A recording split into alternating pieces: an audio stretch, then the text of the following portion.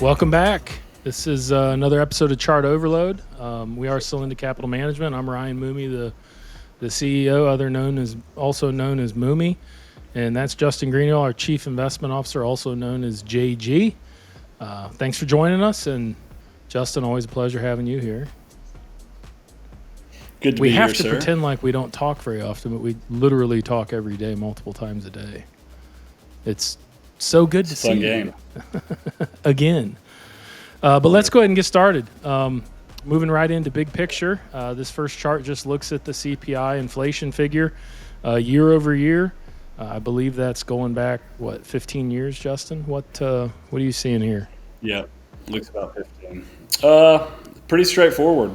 Pre-COVID, you had a CPI year over year in a pretty predictable range. The Fed would target 2% as the high end of what they're willing to tolerate. And as you can see here, since COVID, CPI has not only stayed elevated above the prior range, but looks to be holding in and maybe moving slightly higher. Yeah, we just had an inflation print this week, and it was up, but it was expected to be up. So, no big deal. But and there's also talk that 3% is the new 2%, and we'll see if the Fed moves the goalpost there.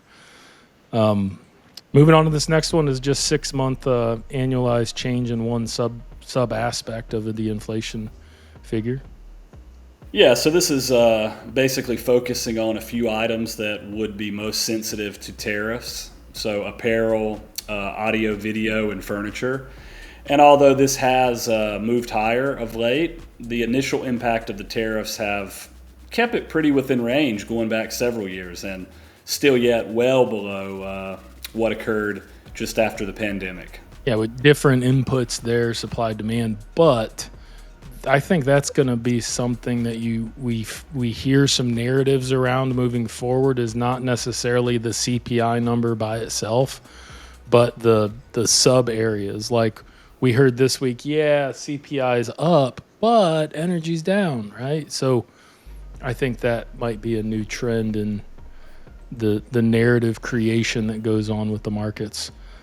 And just to add one point to that, some of the things that, and we talked about this in the last chart overload, some of the things that are holding inflation relatively high are things like healthcare and shelter, things that adjust much more slowly or are not cyclical in the same way. Less impact or no impact of tariffs. We shall see.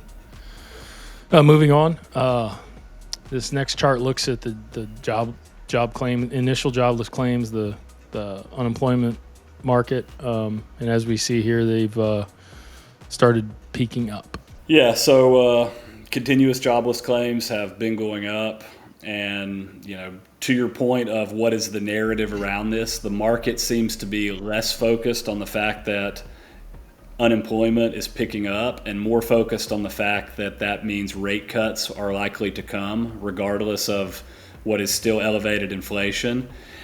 And then there is also insights saying something to the extent of the labor pool is shrinking, and thus that also is somewhat counteracting. So and there's the AI is making us more efficient. We don't need as many jobs. Yeah, there's lots of narrative bombs around that.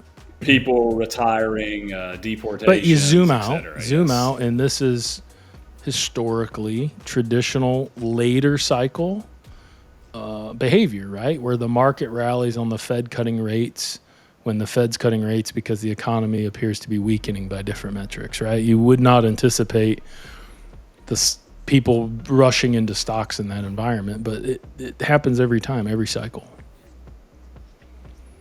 This next slide looks at cross asset class volatility, meaning what's the volatility not just of stocks but of different asset classes, and it's been moving lower. Yeah, so this really goes to the whole thing, like regardless of what the macro backdrop is and what you could say that might point to so-called late cycle, the market is increasingly pricing in that this is a good time to take risks. So as you can see here, this is stock market volatility, foreign exchange volatility, and U.S. Treasury market volatility. And despite some brief spikes and a fairly large spike back in April, volatility is now back to being at the low end of a multi-year range. Which, as we've talked about, has driven some of those institutional systematic flows in to risk assets. Right. Moving on, let's talk about U.S. stocks. So this first chart looks at forward 12-month price to earnings valuations. And we love a good heat map. What do you have to say about this, Justin? Good heat map. So basically what is red is high valuation relative to either its 10-year or 30-year look back. So as you can see, information technology, consumer discretionary, interestingly, industrials are very richly valued, both price to earnings on an absolute basis and price to earnings versus the S&P 500 relative to history.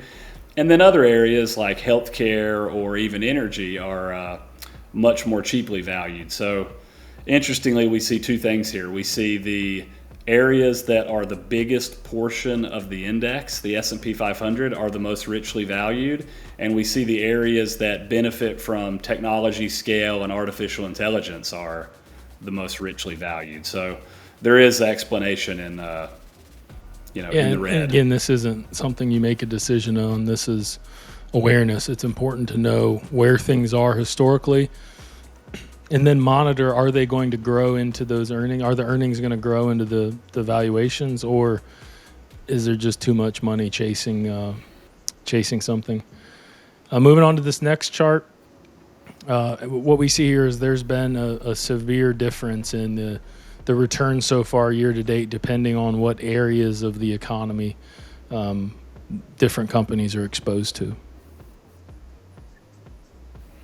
Yep, top of the list, AI exposed stocks up close to 30%, and anything else up much less. So this goes back to the prior graphic on valuations.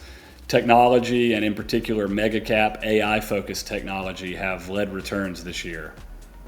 Moving on to the next chart, this looks at the Magnificent Seven, just how much of the S&P 500 benchmark is comprised of those 7 companies, and as we see here, it's greater than 34% as of last week. Which is pretty interesting just to ponder, right? You've got a 500 company index, and if you asked most people what they thought was in that index, the S&P 500, they would think it was, if not equal, roughly equal representation of a bunch of different companies, 500. But as you can see here, 7 companies represent right at 35%. And that in of itself doesn't mean anything, but historically when it's reached levels similar to this, that's come down, and that doesn't mean that the market sells off. It could be that those 7 companies move sideways in the S&P 493, the rest of them catch up, right? That this isn't meant to be bear porn here where we're calling for an imminent demise. We're just saying these are pretty lofty values from a historical standpoint, and we wouldn't be surprised to see this stall out here. Is that a fair way to saying it, Justin? I would say absolutely right. And there's been several other areas of the market that have notably underperformed for some time, and eventually there could be an opportunity. Speaking for of, there, which takes us stealing my slide. job, Yes, sneaky. Of. This just looks at Slide small on in. caps relative to the S&P 500, and we've shown this before. There's some spikes higher going back to 2021, this chart does, but it's been a severe downtrend, and we've talked through the reasons as to why. Interest rates going up, it's tougher on smaller companies that borrow money to have access to as cheap of capital as large companies do. We've talked about share buybacks, we've talked about share issuance. But in general, this just shows small caps have dramatically underperformed the S&P 500, not just this year, but for an extended period of time. Yep, and we could start to see that turn a little bit, at least here in the near term. So that's a potential interesting opportunity. Moving on to non-U.S. stocks, let's talk a little bit about China, the mainland.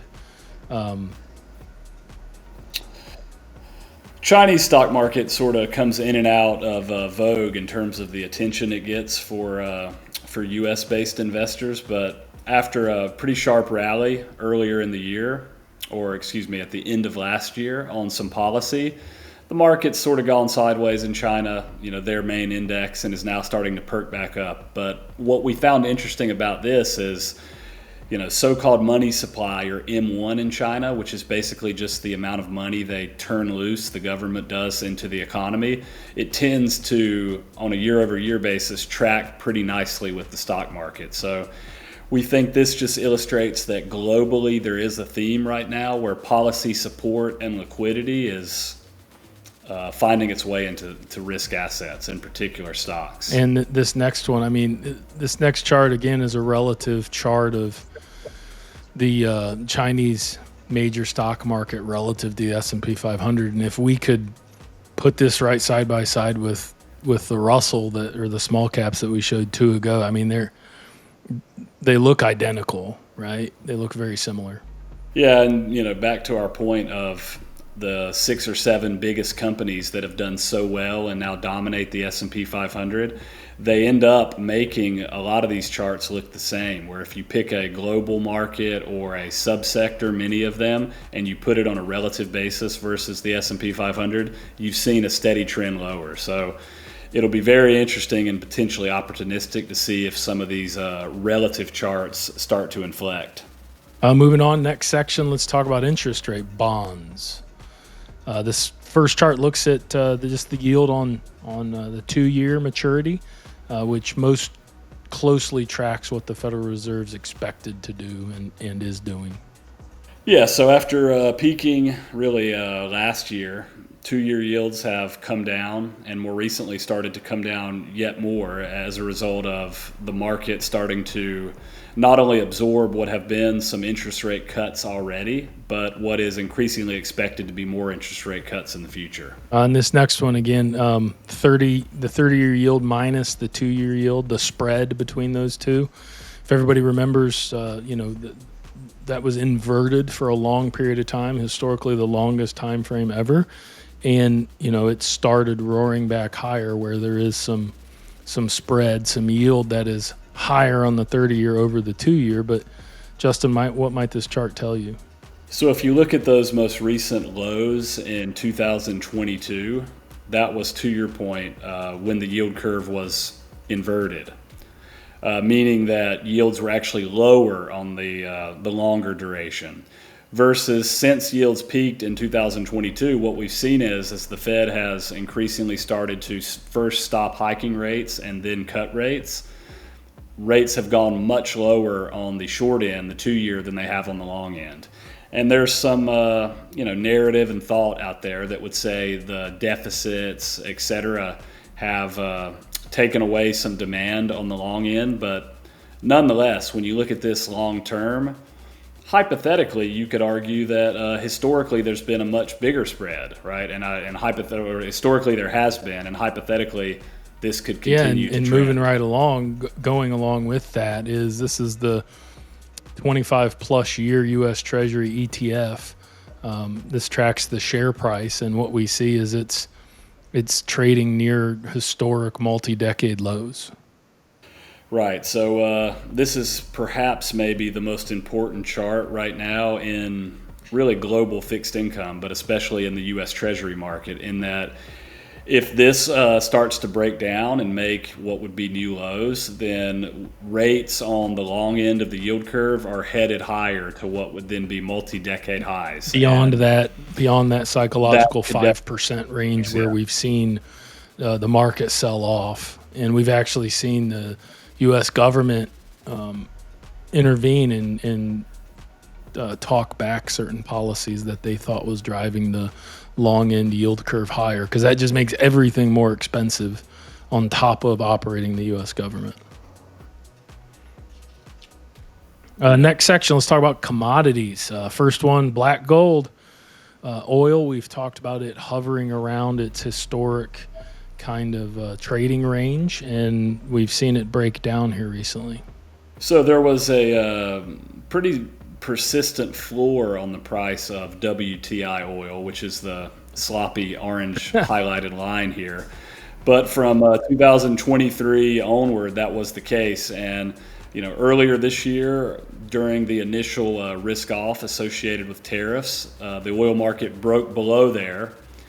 It then quickly roared back on what was some geopolitical dynamics with Iran, and then now it's once again given up those levels. So this is potentially important in that below those levels, oil is certainly not in an uptrend, and at least thus far, and it could continue to be the case, there's going to be a positive benefit to the consumer within the economy, the fact that oil is not only cheaper than it has been, but and this is another classic example of support becoming resistance, right? Where this kind of price level supported the price going back, a couple of years, and once it broke through, it's turned into a ceiling almost for it. So, again, to be determined. Very nuanced market is commodities, which we've spent a lot of time on.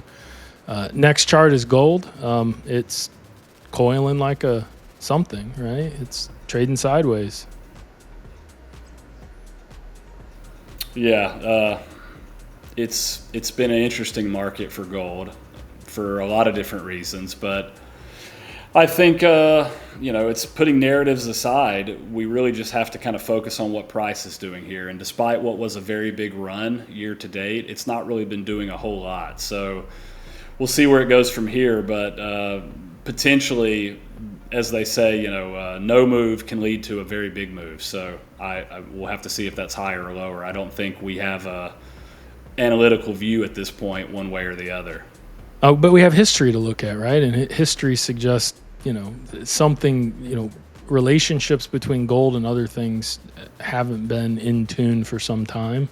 And so other things could catch up to gold, or gold could catch down. We don't know, and price action suggests no decision's been made yet on what that direction would look like. And finally, copper. That's a great point. Yeah. We spent some time talking about it last time. The historic couple day move, 10%. It is stabilized since that major drop. Yeah. So normally we don't spend as much time on copper, but I think it does warrant. I should say we think it does warrant some additional attention. One, in that historically it is a kind of a benchmark of global economic activity, and it's also very much in demand for the build out of AI infrastructure and clean energy. So it's going to keep its role in terms of being a key industrial input for all different types of parts of the economy, I should say. But just the fact here that it's had so much volatility that if it does in fact hang in there, this is potentially an opportunity as well. Yeah, and the speculation's real. So let's look at sustained moves, not the quick ones. But that's it. Thanks again for joining us. We appreciate you spending some time listening to us ramble. If you want to check us out, www.solinda.com, SOLLINDA.com. If you want to challenge something we talked about or spend a little more brain power on one topic, we're always happy to talk through any aspect of the markets. We love what we get to do every day. Email address is info@solinda.com, info@SOLLINDA.com. We appreciate it. We'll see you again in a couple weeks.